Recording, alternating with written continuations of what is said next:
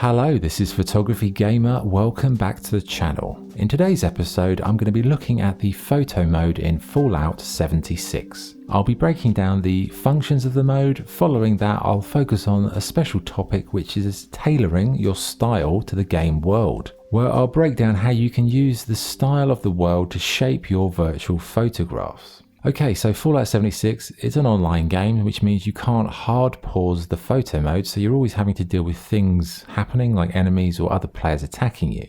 But I'm just going to go into the basic functions first. To enter the photo mode, press the options button, then press triangle.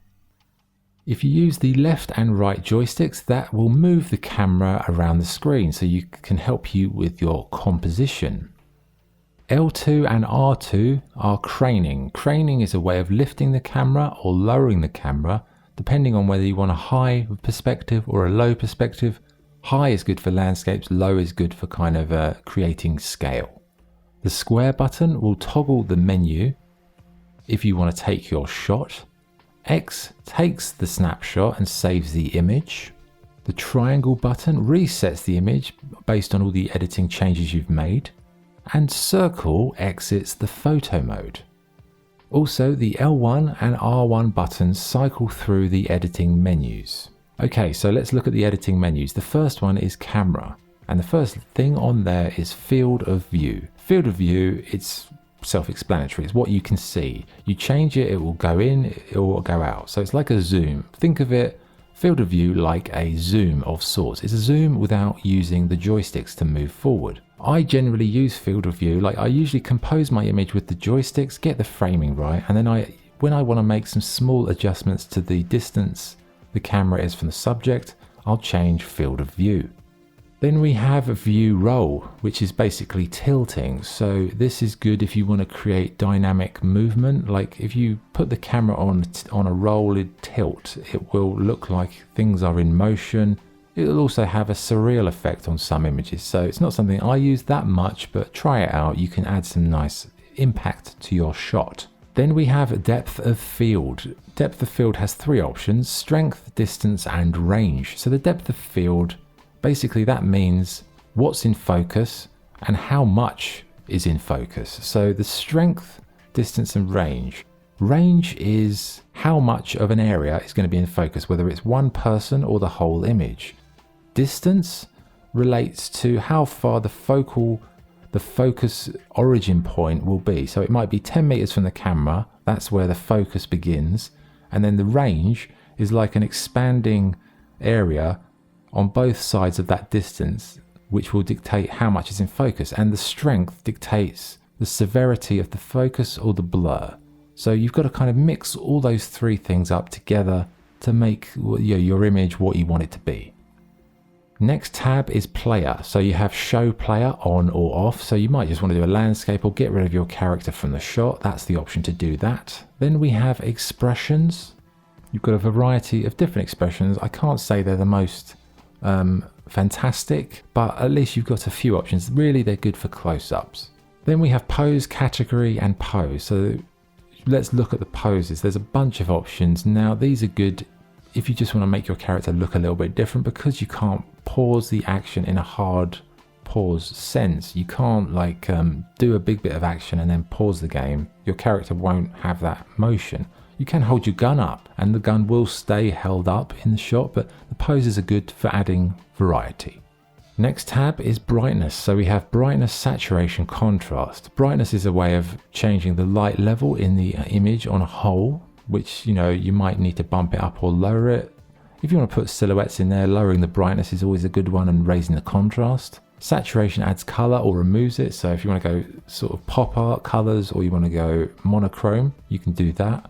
Contrast is something I use just to add a bit of definition, because it makes things pop out of the environment. Like if you've got a character standing by the sky, for example, raise the contrast, it will make more of a kind of a differential between the two things and it will stand out. Next tab, colors. We have filter, texture category, and texture.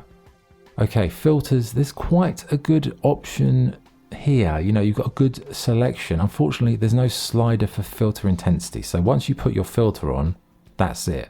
You can then go into brightness and change all the different settings we just looked at.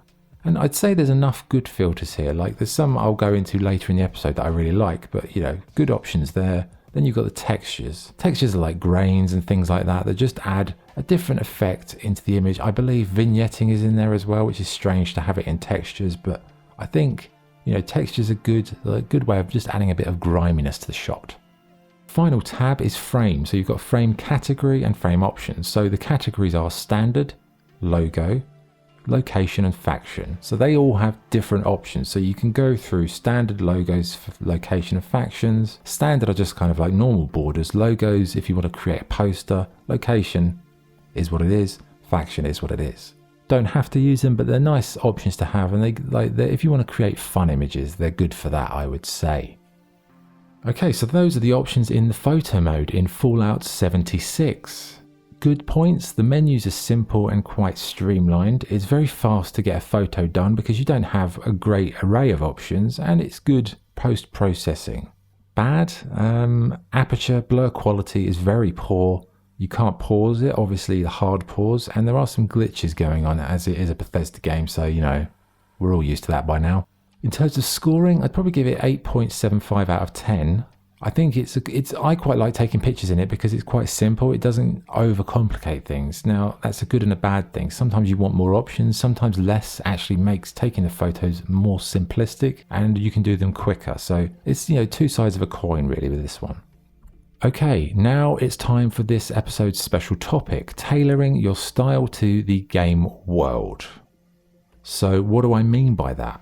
Well, I'm a photographer in real life, and most photographs that I've taken, they're influenced by my surroundings and how those surroundings make me feel. So when I play a computer game and I take a photo, I try to bring that sense to the image. For example, here with Fallout 76, the game world is a post-nuclear wasteland. Things are distressed, destroyed, it's got a bleak quality, and that's something that I always try to convey in my shots. Like when I think of a nuclear fallout, I think bright overexposed lights, green colours, colours that are muted or linked to what I imagine radiation would create. So I usually raise the exposure up a lot so it looks like overexposed, giving it that sense of like a scorched earth. There's also some nice filters in this game that take the colour out, or they add a surreal greenness or a blurring to the image. And the filters and effects that make the thing look dirty, damaged and broken are the ones I usually go for. Because for me, that's what I see when I see Fallout as a game world. Now, you don't have to let the game world shape your images, but personally, I always try to tell a story with my shots, and the game world is part of the story, as is the character.